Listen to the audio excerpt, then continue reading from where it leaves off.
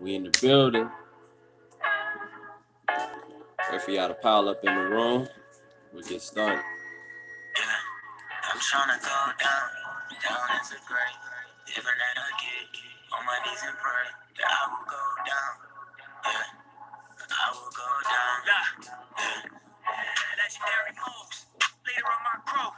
Heavy as the head that wear the crown, that shit true. Do it like that bustle, that's to fill some big shows. What good is excuses when the fucking Bristol? Smoking on this shit though. Run away from my pain, rosemary on my temples. Heard that's good for migraines. Solo in my benzo. Exit off the highway. Now what we trying to do? Like how to reinvest my side check. Trying to go down, down as a grave. All right, we in the building. All right. Que paso, boxing fanaticos? Is the enter to do another boxing analysis. This boxing analysis is between Josh Taylor and Regis Prograis. You know, with Regis Prograis and Josh Taylor, you got basically two of the best at 140 pounds. Very, very talented, both very fast. Both have skills and punches and bunches. Um, both go to the body very, very well. So this is gonna be, if you like boxing at its highest level, you're gonna want to see this fight. They both throw really good punches when it comes down to the body. I cannot say that enough. Regis got a really good body attack, and Josh Taylor does as well. Um, Regis Prograis is better with his jab to me than Josh Taylor, but Josh Taylor is more consistent to me with the way that he lands. To me, he's a little bit more accurate. So, and we have to factor in the level of competition of each fighter. That's a big, big, big thing. A lot of people miss that. Uh, the level of the competition of the fighter that you're facing dictates, how much you can do, unless you're like a Floyd Mayweather, where pretty much, I'll say 98% of his opponents could not do anything with him. They really, truly could not even get close. They couldn't even tie his shoes. So, I mean, he's just too good. But I feel like Regis Prograis, the biggest thing with him is I feel like his key to victory, number one, he needs to jab. He needs to stay on the jab. He needs to be smart with it, go in and out. And in the middle rounds, he needs to, go straight to him. I'm talking about, try to test him, try to drown him in deep waters. Very, very important if Regis Prograis want to see himself winning this fight. Um, pretty much the third key to victory is Regis Prograis taking his time and figuring out what Josh Taylor likes to do, and then you counter that. So a really good counter attack. For instance, Josh Taylor likes to throw the 1-2. While he's throwing the 1-2, you can be moving out the way slightly, taking your head off center, and coming with that big left hand that he has in that southpaw stance. So it really just depends on what Regis Prograis and Josh Taylor want to do. I'm gonna go ahead and get straight to the particulars on. Hold on, let me get to it. My bad too. I forgot to put my light on. I know y'all like, damn man, you ain't even got your light on. What you doing? What you doing? So, my bad about that. Hold on. Let's see here. Whoever's in the room, press one. Whoever's in the room, press one. Press one if you're in the room. I'm gonna make this one short and sweet. This ain't gonna be a 30 or 45-minute video. Let's see here. We get down to the particulars of each fighter. We'll start with Regis first. We'll go ahead and start with good old Regis. All right, here we go. All right, Regis Prograis from New Orleans, from Nowlands. If you from down south, Louisiana. Prograis is currently WBA super lightweight champion as of July 2019. He is ranked as the world's best active 140 pounder at light welterweight. The Ring Magazine and Transitional Boxing rankings. He's on board with that, and he's second by a box rank. He's 30 years old. He's born in '89. He's Capricorn. January 24th, his birthday.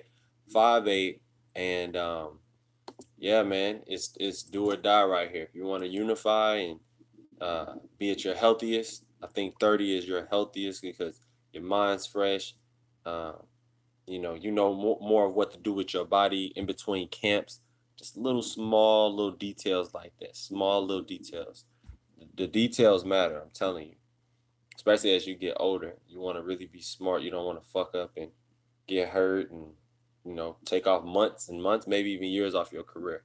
Um, let's see here. Regis Prograis has a 67-inch reach, which is pretty short, and even for that division, it's pretty short.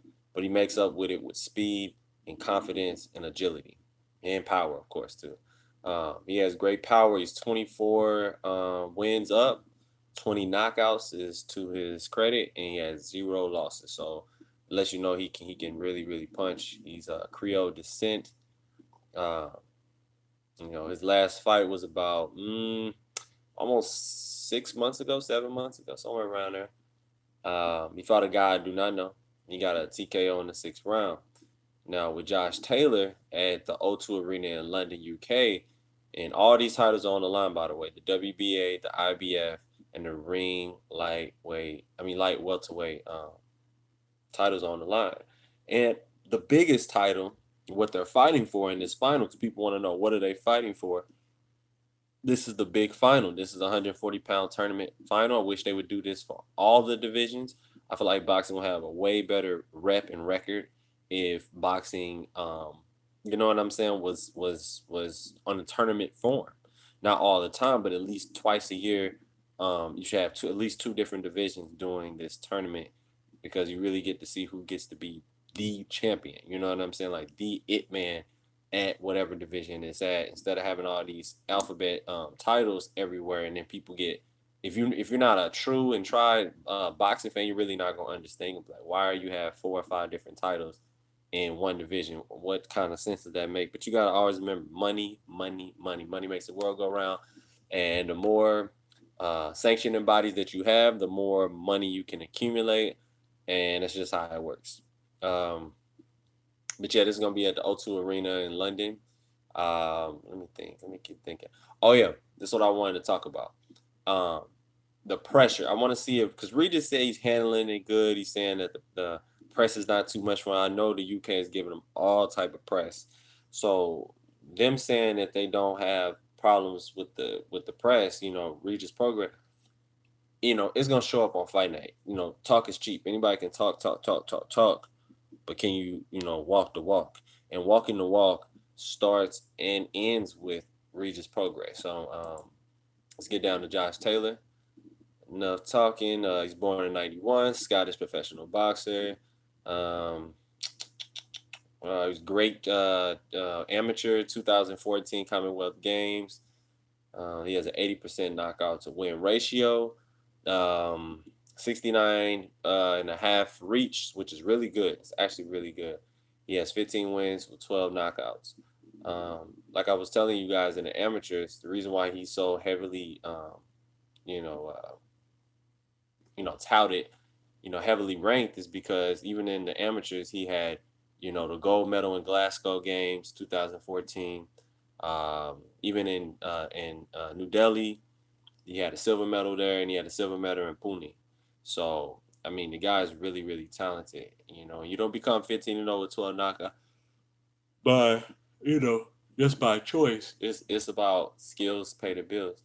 He's a little younger. He's 28, so 5'10", very tall for the division. He can make the weight, and he makes it comfortably. He's not ever looked and sucked out at the weigh-ins. He actually did Taekwondo as well, so he has some karate practice, which is that's pretty cool. That's pretty cool. So he turned to boxing at 15 years old, and yeah, his last fight was against Ivan Baranchik, which is actually a really really big guy to fight. And then he fought O'Hara Davis, which I know who he is, and that was a pretty good fight up until the end. Um, Miguel Vasquez, he KO'd him in the ninth, which that's a big name. People don't understand these are really good boxers, and Miguel Vasquez is like 5'11", 6 foot, and he knocked him out. So this guy really is the real deal. If Regis can actually beat him, I'm gonna give him credit. Winston Campos, not too familiar with him, but he got him out there in 3 for a reason. Victor Postal in that fight, I remember Victor Postal was giving him some trouble, giving him fits because of the jab. I remember the jab at first was giving Prograis, not Prograis, but Postal fits. And while I was giving him fits, he had to figure it out, and he figured it out, and he got the unanimous decision. It was a close fight, but he got the unanimous decision. Ryan Martin, he got him out of there in 7, which that was a really good fight. And Ivan Baranchyk throws punches and punches, but Josh Taylor's mastery of boxing and the way that he throws, he really, really, really took him off his square, and he collected the IBF strap. So yeah, Southpaw versus Southpaw is going to be very interesting, very unique as always. It is with Southpaws. Um, I feel like personally that I feel personally that Regis Prograis is gonna get this win, but it's not gonna be easy. Josh Taylor gonna give him fits at first. Josh Taylor, his key to victory, number one, two, is him using his jab and being consistent with his jab. The more Josh Taylor is consistent with his jab, the better off he'll be. And I mean that. And you got to circle with the jab. Don't just come forward and throw a jab, throw a jab. You want to get him off center. You want to double the jab. You want to confuse him. So be creative with your jab. Number two, you want to use a lot of lateral movement. Make Regis Prograis move. Make Regis Prograis frustrated and confuse him. You have the speed, you have the legs to do it. Move around in circles and make it really hard for him. Control the distance with your jab and go to the body, often, very, very often. So number three, go to the body, but go to the body with intensity. And then, pick and choose when to do it. Don't just do it the whole round because then you'll wear yourself out. And Regis can end up knocking you out too. He has a really good counter left hook, and he has a really good counter right hook too in the southpaw stance. So um, he needs to be aware of that. Regis throws uppercuts every once in a while, so I can't really see him throwing it and landing on Josh Taylor. But it can anything can happen. But I just don't see that. Number four for Josh Taylor is to be precise. So with the counter shots, Regis is gonna throw something probably kind of wide a little bit, and then that's when Josh Taylor needs to ignite, detonate on him, and get him out of there. He has the power to do it. I believe Josh Taylor is really, really strong, especially at 5 foot 10 inches tall for the 140-pound division.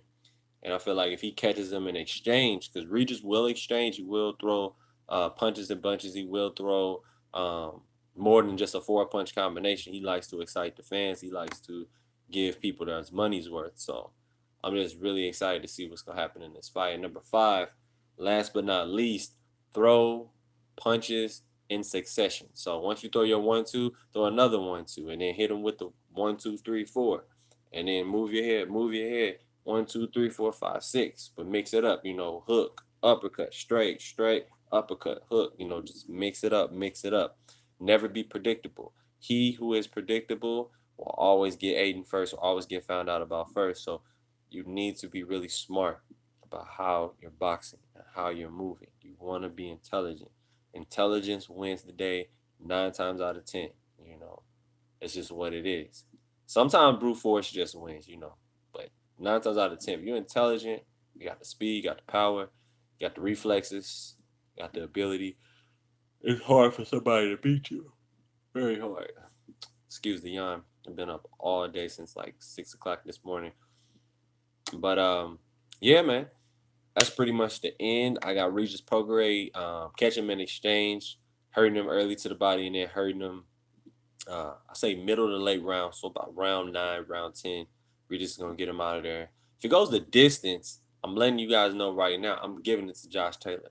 So Josh Taylor can do what I said: box, move, use his agility, use his ring IQ, go to the body, often early, slow him down and fuck him up. Just cut him up with punches and just really, really beat him up. He may get a TKO stoppage late, or it may, like I told you, a 12-round decision. If it goes 12 rounds, it's Josh Taylor's fight. So Regis needs a knockout to win. He has to be special. And if he wins by decisions, because he got at least four, I say 3 or 4 knockdowns. So whoever's in the chat that just gave me a like, I appreciate that. Thank you for giving me a like. Don't forget to like, rate, comment, subscribe. Very, very important. Definitely before you leave out, like, rate, comment, subscribe. Um, thinking. Oh yeah, and hit that bell that notification bell before you leave out too. I almost forgot about that. That's very, very important. So, who do you guys have winning this fight, Josh Taylor or Regis Prograis? Me personally, I think you know I just don't see him beating him, and I guess that's why I got Regis knocking him out. Because usually I don't say somebody's gonna knock somebody out unless they actually do it, So I just feel like Regis, this is his time, and he's gonna show people that this is his time. So um, let me know what you think in the comment section below. I'm gonna actually be doing another video in the next 5 minutes, so hang tight if you're on this live stream with me. Be on this roller coaster ride with me, and just give me your thoughts. All right, I'll get back to you guys with more boxing news analysis and updates. Peace.